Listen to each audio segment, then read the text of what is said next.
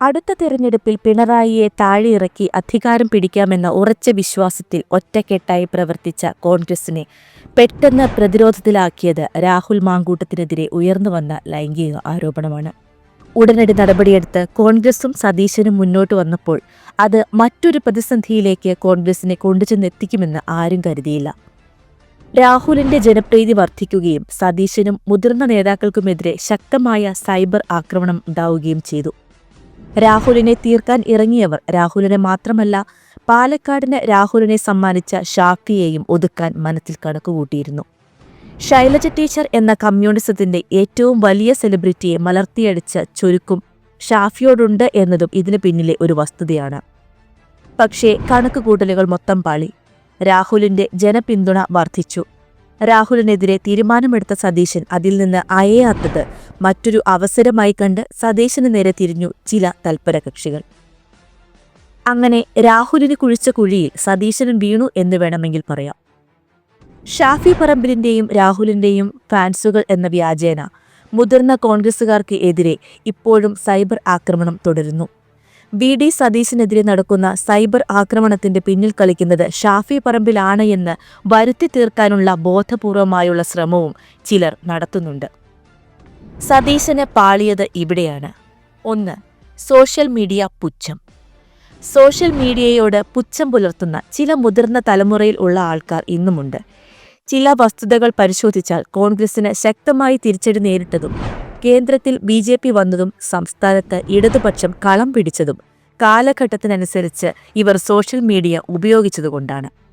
ഒരു ചായ കുടിക്കാൻ കിലോമീറ്ററുകൾ യാത്ര ചെയ്യുന്നതും പല അറിയപ്പെടാത്ത സ്ഥലങ്ങൾ ഇന്ന് വിനോദസഞ്ചാരികളെ കൊണ്ട് നിറയുന്നതും സോഷ്യൽ മീഡിയ സാധാരണക്കാരിൽ സൃഷ്ടിക്കുന്ന സ്വാധീനമാണ്.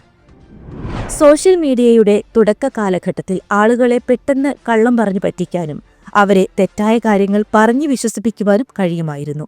പക്ഷേ ഇപ്പോൾ അതിൽ മാറ്റം വന്നിരിക്കുകയാണ്. ഒരു 75% മുകളിലുള്ള ആളുകൾ സോഷ്യൽ മീഡിയയിലെ കതിരും പതിരും തിരിച്ചറിയാൻ തുടങ്ങി. സത്യസന്ധമായ ആശയത്തിനും പ്രവൃത്തിക്കും മാത്രമേ ഇനി നിലനിൽപ്പുള്ളൂ. അതുകൊണ്ട് പെയ്ഡ് വർക്കുകൾ ജനം തിരിച്ചറിയുന്നുണ്ട് എന്ന സതീശനും കോൺഗ്രസിലെ മുതിർന്ന നേതാക്കളും തിരിച്ചറിയേണ്ടത് അനിവാര്യമാണ്.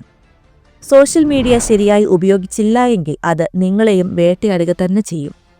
ചെന്നിത്തലയുടെ ഉസ്മാനുമായുള്ള ഫോൺ സംഭാഷണം, മെട്രോ ട്രെയിനിലെ കുമ്മനടി, പോത്തല്ല ഉള്ളിക്കറി, കേരയിൽ അപ്പക്കച്ചവടം, ചെങ്ങമ്പുഴിയുടെ വാഴക്കുല, അങ്ങനെ പറയാനാണെങ്കിൽ ഒരുപാട് ഉദാഹരണങ്ങളുണ്ട്.